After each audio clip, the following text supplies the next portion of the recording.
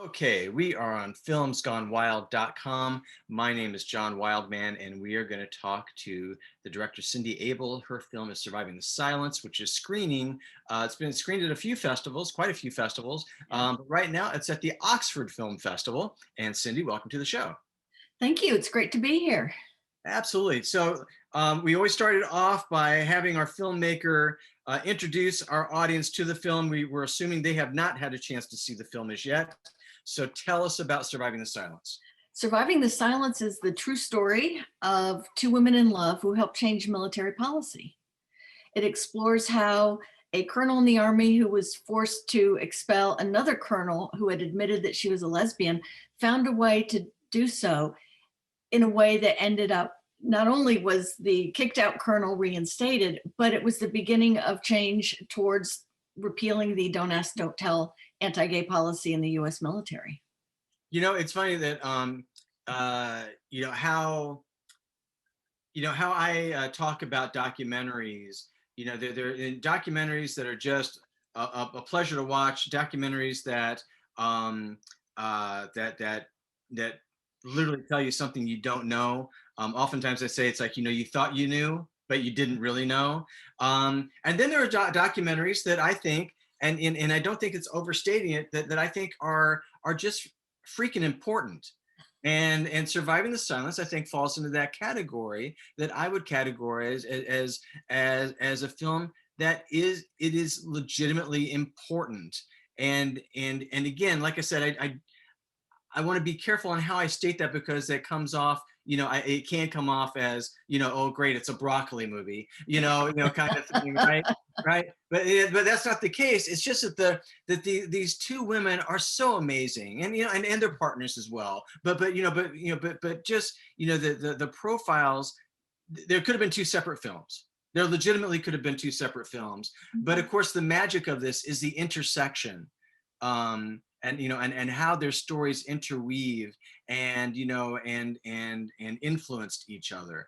I would love for you to talk about that aspect, because you could have done, again, you could have profiled each one of them separately, but how did it come to you, the idea of like going, oh crap, here's the original thing here is the fact that one woman's life really weighed on another woman's life, and without them knowing it in those ways until much later. Well, I think you're probably referring to the story behind the story of Colonel Greta Kammermeyer, who was the woman who was expelled for having admitted or said honestly and openly in the security clearance interview to become a general that yes, in fact, she was a lesbian. Well, Barbara Streisand beat me to that story. She did a narrative starring Glenn Close as Colonel Kammermeyer in excuse me, in the 80s. And it was a narrative on television called Serving in Silence. And that told Colonel Kammermeyer's story. And I knew that story. She had long been a hero of mine. And so when I met Colonel Pat Thompson and Barbara Brass, and they were telling me their story at a reception after my first film, Breaking Through, about openly LGBT elected officials, they started telling me their story and how they'd been together for 30 years at that point. Now it's obviously significantly longer. And I thought, this is amazing. As the hopeless, or rather hopeful romantic that I am, I thought, how do you do that? How did two people stay together for 30 years when there were differences in how they were raised? One in California, the other in conservative, very conservative, small town North Carolina, one Jewish, one raised Baptist, one was a colonel in the army, and the other is a pacifist. So, you look at that and you go, oh, no way will that relationship last. Well, not only did it last, but it also endured having to pretend that they weren't together. So I was already listening to their story and looking forward to hearing them tell it. And then they told me about the intersection with Colonel Greta Kammermeyer's story and how Colonel Pat Thompson had presided over the board that had to kick out Colonel Kammermeyer. And I thought, oh my goodness, how do I not know this? How have I never heard this story? Well, it's because they kept it secret until actually they told their story the first time and I happened to be in the audience. So I thought, this is what is both same and different from all the other gays in the military stories, if you will.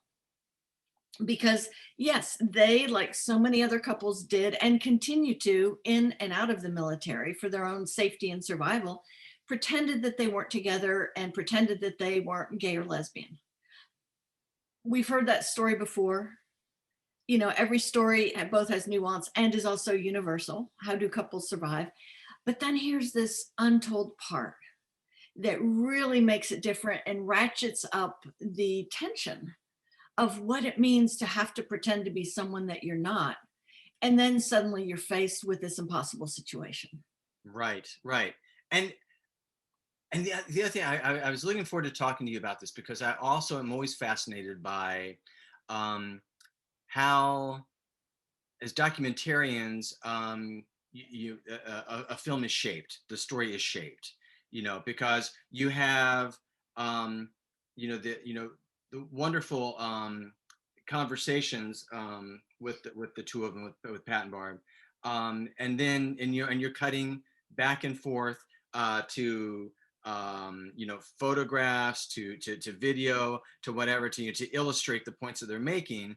Because let's face it, if we just had the camera on the two of them, even though they're wonderful, at a certain point, our audience goes, "Oh, I think we get it. I think we get it." Right.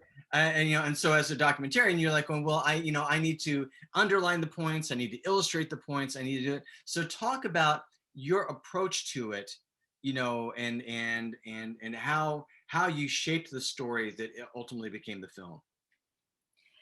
I kind of follow a narrative feature type format, the beginning, middle, end. What traditionally in, script writing happens in the first act, the second act, the third act.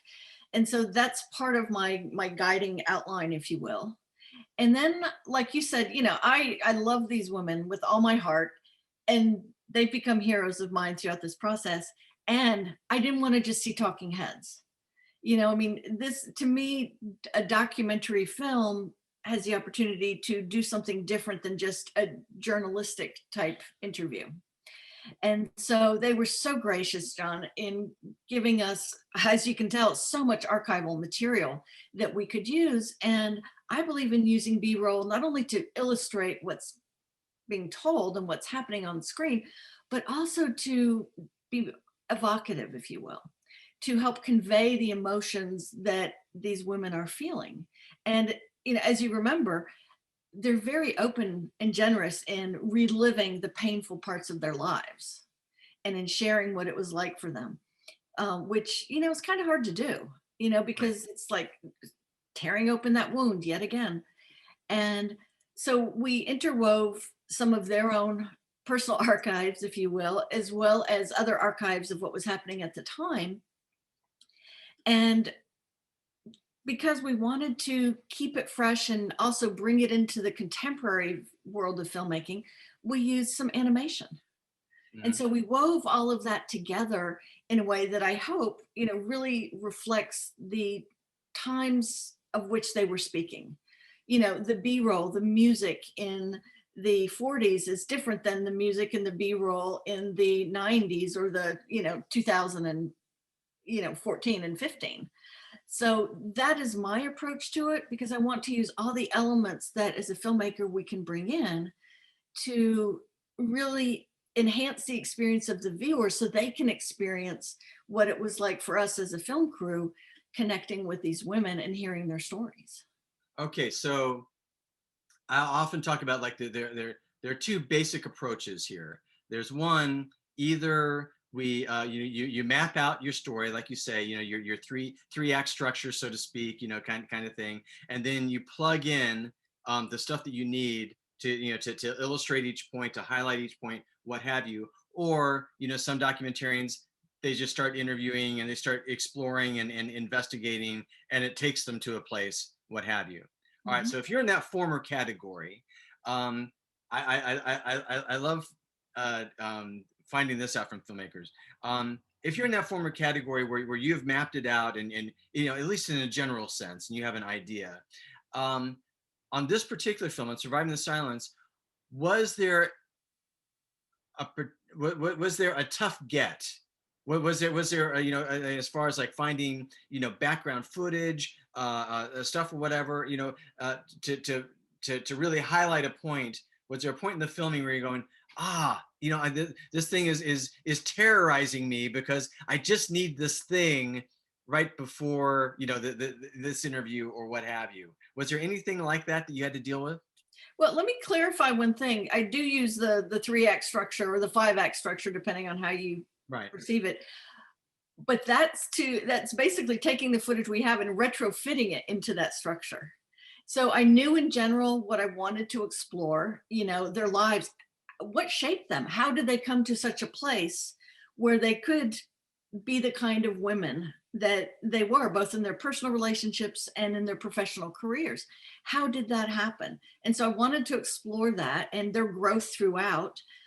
So I knew what kind of questions I wanted to ask. Bringing in Colonel Kammermeyer, I knew obviously what kind of questions I wanted to ask and really go into the intersection of both Colonel's stories. What was the big surprise, I guess, is the scene towards the end where the two women sit down and talk for the very first time about the court case. Now, they had seen each other and become friendly and such, but there was never an opportunity. And it was one of those just beautiful surprises when Colonel Kammermeyer leans into Colonel Thompson's and says, "We won. We won because of you." Not only the court case, but also the repeal of the don't ask, don't tell policy. And my cameraman and I are I'm operating another camera and we're just watching them, fly on the wall chat. And I look over at Michael Bruno and he's got tears coming down his eyes and I've got tears. I'm trying not to sniffle. But it's one of those beautiful surprises that speaks to the people we were talking with and also the trust that they put in us.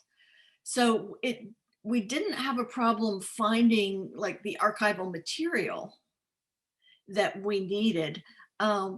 We did have a situation where, we interviewed them and they were great. And we interviewed Colonel Kammermeyer's attorney, Mary Newcomb, who helped really get us to understand the legalese, if you will, behind it. But there was something missing and I wasn't quite sure what it was. And so I had a screening for friends who are storytellers and artists of various persuasions and people who'd love me enough to tell the truth. And, they helped me see what was missing. And I sat down with our story consultant, Susan Satterfield, and she said, "You don't like narrators. You need someone who will fill in those gaps for us." And we started brainstorming. I thought, Eric Fanning, the former Secretary of the Army, who was a friend of mine, fortunately, and, the first openly gay leader of any military branch and so on. And he said, "Oh, absolutely. I'm on board. I'll be happy to do that because their story also influenced my life." And so it was wonderful to see that come together and to see someone who is both younger and from the administrative side of the military comment on what he was observing in his life and then what he had experienced of the decisions that the two colonels had made along the way. Yeah, he really is kind of the glue guy for, Yes. for the film in a lot of ways. Yeah. That's absolutely right. The last question I have for you, and this doesn't always happen, and it's not that this is a call to action documentary, but there's an element to it that I was curious that for you as a filmmaker, you know, you know, for surviving the silence and during your film festival tour, have you found yourself kind of accepting that role as spokesperson for this topic and for and for the stuff, because sometimes that happens, you've been working on a film like this and you become so immersed in the intricacies of the conversation and the issue. So has that happened to you in this case and with this film? Well, I've been fortunate that a lot of folks have also interviewed the cast members who were able to share their story. My spokesperson bit, if as you put it, is more about why this story matters so much, and that I'm very happy to talk about to be able to share what I have taken from their lives and experienced from them and continue to, things like drawing strength from their example, how they survived, what it took to stay together as a romantic couple for 30 plus years, and to realize, I don't know that I could have done what Barbara Brass did, Colonel Pat Thompson's wife, where, she's a very upfront, outspoken, dynamic leader who chose to put that on the back burner in order to be with the woman she loved. And she is never angry at Pat for asking her to make those choices. Now, she's angry at the military, she's angry at the culture, she rages against that and does her best to help change it from behind the scenes. But she never stopped loving Pat and never became resentful of her. And to me, that's just unbelievable. Yeah, So they found a way to go yeah, ahead. yeah. I was going to say, that I was going to compliment you that one of the things that I think is really um, puts us beyond, again, another element that puts us beyond just that talking head historical assessment of what happened, are those heartbreaking details of um, using the five as a code. Find those moments which are clearly happy moments of, like, of finding a broom closet here or there, that kind of stuff. But it adds that incredible you were there detail to the heartbreak of having to steal those moments. And that's something that that if you're if you're straight, cisgender, straight, what have you, that there's no way to really understand that, because that is such a specific harrowing aspect. And even and not even if just being in the military and having to hide it, but in general, that really just nails you to the wall when they're speaking of that. And it's really touching. Thank you. The moment that really broke my heart, now, as a bisexual lesbian, I certainly have experienced all those same moments, right? And what really drove home for me was when Barb was talking about when she would visit Pat at the Pentagon, where Pat was, excuse me, was chief nurse. And they would go and they'd walk in front of the White House, and how they loved it when it rained. Yes, yes.